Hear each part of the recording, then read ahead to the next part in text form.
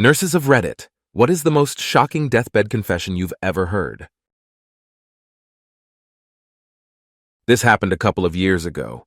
We had an ex-gang member who was dying of cancer, and he confessed that he was the gang hitman for many years. He wanted to confess to all the murders and show the police where the bodies were buried. He would get closure knowing that the surviving families of his victims would find out where they were buried. We had to get the hospital legal team involved because we had no policies to deal with that. Cops got involved, and the dude confessed to gang murders from decades ago. I took care of a World War II veteran with dementia. He would say the number 22 over and over, and the family never knew the significance of it. The number didn't line up with any significant events or dates that they were aware of. The day before he died, his mental state suddenly became incredibly clear, and he started telling the staff, 22 men. I killed 22 men over there. Poor guy. He lived with that anguish for 50+ years. Hospice nurse here. A nice, sweet lady asked me to call her pastor because she wanted to tell him something. I called him, but he was over 2 hours away, and she said, it wouldn't be right to do over the phone. She asked me, can I tell you then? I nodded. She said, my first husband would beat and grape me when he was drunk, so when he drank too much, I put his gun in his hand and shot him in the head. I had no idea what to say, so she thanked me and said I was a good nurse, closed her eyes, and slumped over. An old patient of mine confessed that he had killed his first wife by beating her to death with a bowling ball because he found her molesting their neighbor's son when he was 5 years old. This happened when he was still living in Ireland. A few years later, he moved to America, where he met his wife and started his own family. No explanation of how he got away with it or any more than that. He died 3 minutes later. I'm a registered nurse, male and white, and worked with many elderly. I had one 90-year-old male patient talk about how he had been a part of the KKK in his youth, and how ashamed he was of taking part in several lynchings and other assaults on black people, and even some white Catholics. He'd had several nurses and patient care techs that were either black or Hispanic, and he was always so polite towards them. I could tell how deeply his past haunted him. He asked me not to share this information with any of the staff. In the last days before he became too weak to speak anymore, he asked one of the black nurses I worked with if she forgave him. She did not know what he was asking forgiveness for, but told him she did and helped him get right with Jesus. He passed peacefully a couple days later. I also had a patient, who was 100+ years old, tell me she had been badly abused by her first husband, but was stuck in the marriage because of the culture at that time. He'd been thrown from a horse that he'd also been very cruel to, and kicked several times. She ignored his cries for help and let him die. She said she had never told anyone about it, but she felt guilty for it for over 80 years and could still hear him screaming for help. We talked about it for a long time. I was working the night shift, and it gave me a chance to spend extra time with some patients. My experience working with people with PTSD helped me to help her to see that she was acting to protect herself and others from him and responding from a place of natural fear. Before she passed, she told me I had helped her find peace with it. My own life experience has taught me that people do things at the moment because it is often what they believe they have to do, and to not judge them, but to help them find peace within themselves. I had a patient, a 90-year-old male, confess to his wife and children that while he was away on business, he fathered another family. Unfortunately for him, he lived another 2 years. His wife and children cast him off. He thought he was dying immediately of cancer. He was a multimillionaire, so he tried to spend as much as he could, out of spite so his children wouldn't inherit any of it. I learned a lot about what stocks to invest in while caring for him. I used to work in an assisted living home. On his deathbed, a resident apologized profusely for molesting his daughter's son just minutes before he took his last breath. The daughter was there and started crying, saying, I forgive you. I forgive you. It was a very emotionally charged moment. She explained later that he had sought help with his family and was reformed, but could never let go of the guilt. Assisted living homes are wild, man. My mother-in-law worked at a nursing home, so she had seen death, but one stuck with her. A patient knew he was near the end and called out for someone, anyone, to listen. She listened. The patient said that when he was young, his father had been out drinking with some friends, and on the way home, his father had hit a little girl. The patient gave very specific details about where and when it happened. The girl was maybe 3 years old. His father and his friends buried the little girl under their porch steps and never spoke of it again. This person had lived with the guilt of keeping it a secret and felt horrible that the little girl's family would never know what had happened, so he had to let someone else know. If you enjoy this video, please give it a thumbs up and subscribe to my channel. Thank you. My mother worked as a nurse in the biggest hospital in Copenhagen. A dude is terminally ill with cancer. He has his wife, children, and entire family next to him. He decides before he dies that he was going to phone the woman he was cheating with to meet up at the hospital when the entire family was there. My mother had to move the entire family into another room when the other woman showed up because of massive shouting and hysteria. What a selfish prick he was. I had a lady tell me in her confused state that her husband disappeared after years of domestic violence. I didn't understand what she meant. I expressed my condolences and asked where she think he went. All she said was underground. I didn't ask any more questions after that. She passed shortly after. I worked as a dietary aide in a pretty nice nursing home. There was this one older gentleman that I became good friends with. He always talked about World War II and how he had lost so many guys in his company. Several days in a row, I noticed that he wasn't coming down to the dining room for lunch or dinner. I went to his room to check on him and he wasn't there. The nurse said he had a spell and fell out of his bed. What really happened was he had a stroke. He got back to the nursing home about a week later and he couldn't remember anyone except for me. We talked the day after he got back and he told me he wasn't doing good. He knew his time was coming to a close, said it was time for him to pay for all the horrible things he had done when he was over in Europe. He wasn't a religious man, but he asked me where I thought he was going. I said to bed because it's getting close to lights out. He said, "No, I mean up or down." Now, I'm not a religious person either, but I said, "Martin, that's not for me to say." He laughed and said, "There's only one place for people who have done what I've done. I've killed so many people, Joe. Most of the time, it didn't matter who it was. We went into buildings just shooting. There's only one place for me. It's what I deserve." He passed away the next day. His son said he kept asking where Joe was at. I quit that day. Working in a nursing home is a haunting place. It takes a special type of person to be able to watch people just die around you. I had an elderly female patient who had gone downhill and was on her deathbed for about a week. She kept asking me to read the Bible to her. As soon as I would start, she would scream that he was coming to get her, that he was waiting right behind me. Very unnerving at 3 a.m. Finally, I asked her who was coming to get her, and she replied tearfully, "The devil's coming for me because I let my husband touch our kids and I did nothing." A DNR patient of mine was on comfort care. She was on a high dose of morphine and hallucinating. She would alternate between grasping for things not there and trying to climb out of bed. She was too unsteady to walk, so my job was to sit in the room and make sure she was safe. She tried to get up and I went to ask her what she needed. She grabbed my arm, pulled me down towards her face and pleaded, "Kill me, please." That one stayed with me for a while. Not a nurse, but I was a cop. A 20-year-old male checked into a nice hotel and his parents reported him missing. They found out where he was through a credit card charge. I was the responding officer, and when I arrived, I knocked on the door. He answered and was really cool. We chatted for a few minutes, and I asked him if he was willing to come downstairs to meet with his parents. He went back into his room, and I held the door open. It appeared as if he was putting on a jacket, but he pulled out a gun, placed it on his temple, and said, "F*** my family, this is on them," and pulled the trigger. It was the first time someone mauled themselves in front of me, and wasn't the last. That stuff haunts you years later. I'm a doctor working in the Deep South. I've heard a lot of patients regret disowning their gay or lesbian children and the relationship they could have had.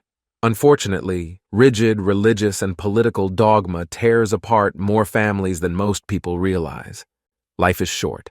Accept people, especially the ones you love, for who they are and not who you would like them to be. That's always been the lesson I've gotten from hearing these stories. I'm a medical student, and I had a female patient who was new to our practice who was HIV positive. I needed to ask her how she got the virus. Is it from sex or IV drugs? She tells me it was sexually transmitted, and the only reason she got tested was because her partner's last words to her as he was dying in hospice was, "I'm so sorry, I wanted to tell you, Forgive me. Heavy stuff.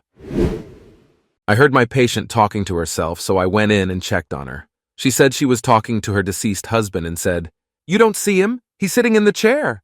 That sent a chill down my spine, and then she coded a few minutes later. It didn't help that it was on night shift and I was standing near the chair when she said it. Had me so spooked since I was only a nurse for a few months. This is from when I worked in private practice. A patient was diagnosed with a moderately aggressive but treatable throat cancer. We tried everything we could think of to get him to consider treatment, but still he refused any type of treatment. After about 3 months, his wife had their 2 adult sons basically carried him into the office at 4:50 p.m. on a Friday afternoon. I was the only nurse in the building. The patient was completely gray and gaunt, and you could hear how close the end was every time he breathed. It wasn't exactly a death rattle, but you just knew his lungs were full of fluid. His sons sit him in a chair, and he starts to slide out. The room was too small to put him on the floor, and the exam table was too high to lift him up on it. So I stood between his legs and held him upright in the chair while I told the sons to go get the doctor and told the wife to call 911. We all knew nothing was going to keep the man alive much longer. He patted the side of my leg, it was the most he could move, and whispered, "I should have listened to you. I don't want to die." He lost consciousness, and all I could do was keep him from sliding out of the chair until the EMTs got there. After the ambulance got him to the hospital, he died 4 hours later. I worked in a nursing home, and a lot of the people who were dying saw their spouses who had passed before them. One lovely old lady said her husband was in the room, and when I told her it was okay to go with him, she said, "No, I hate him. I'm scared of him," and started to cry. All I could do was hold her hand and tell her I would send him away. She passed very shortly after that with a smile on her face. I hope he wasn't there for her. Physical therapist here. I treated a man in his 90s who was a DNR, do not resuscitate. At least once a week when I would go to his room to start our sessions, he would cry and say, "I didn't want to kill the kids." After speaking to his nurse, it was revealed that he had killed children during World War II. He collapsed during a session and said, "The kids are here to get me." He died a few minutes later. I had an elderly gentleman patient with a worsening congestive heart failure. He was incapacitated and his wife put him on hospice. He was comfort measures only. I was at the nurse's station and I could hear him starting to gasp for air. I walked into the room and he was struggling to breathe. I put my stethoscope up to his back, but I already knew what was happening. His lungs were full of fluid. I sat him up in bed and he stared at me, eyes wide open, head tilted slightly back. Facial expression was full-blown panic. "I'm scared." Immediately after he said the words, his oxygen mask started filling up with pink-red frothy foam, running down his face and dripping onto his gown. He was dead within minutes, and all I could do was watch him. I will never forget his face.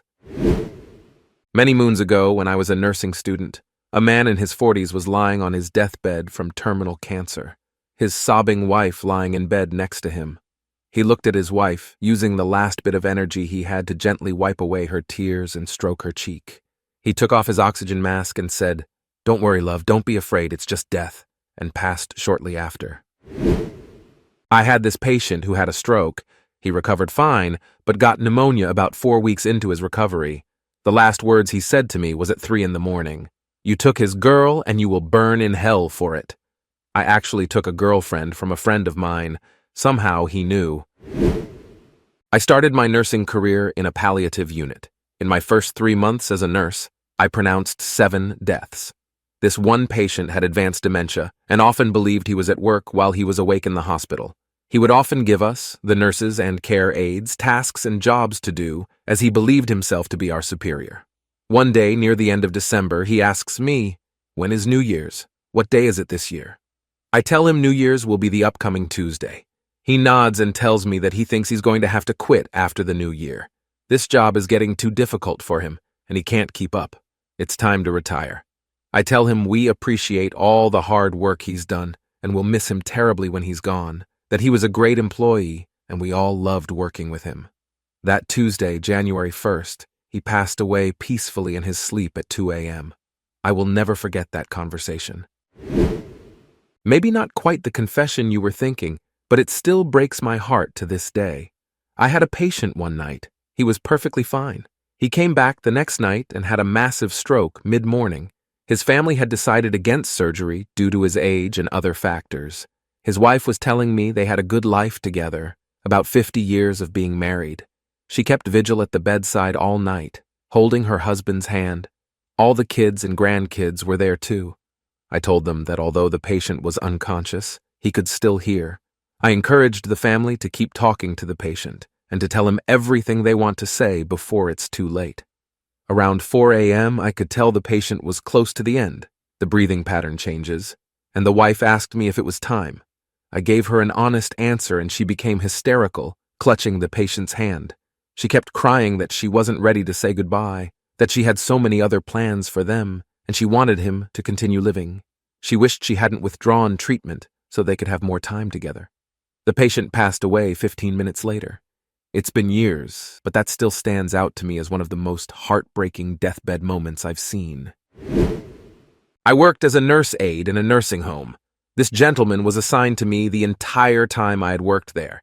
He was on hospice, but had seemed to be doing well. One night I was working with him, and he seemed off. I talked to him and explained what I was doing to care for him, but he sounded so angry and confused. I was new to this, so I didn't know quite what to do, but I pressed on. He got so freaked out, he took his oxygen tubing and tried to wrap it around my throat to strangle me. I got away, told the nurse, and was told that confusion and aggression were common when people were dying, and he needed care regardless. I went to care for him again a few hours later, and he looked so docile, so defeated. His eyes filled with tears as he looked at me and told me, "I'm real sorry for what I did earlier, ma'am. That's not who I am. I'm so sorry." I told him it was okay, and that I just wanted to make him comfortable. He thanked me and said the line, "I'm going home." He just kept repeating it. It sounded so urgent. He passed away an hour and a half later, right after my shift was over. I was the one to hear his last words. This was almost 12 years ago, and I don't think I'll ever forget. I don't care that I'm not a nurse, but this was said by my dad to the nurse, so close enough.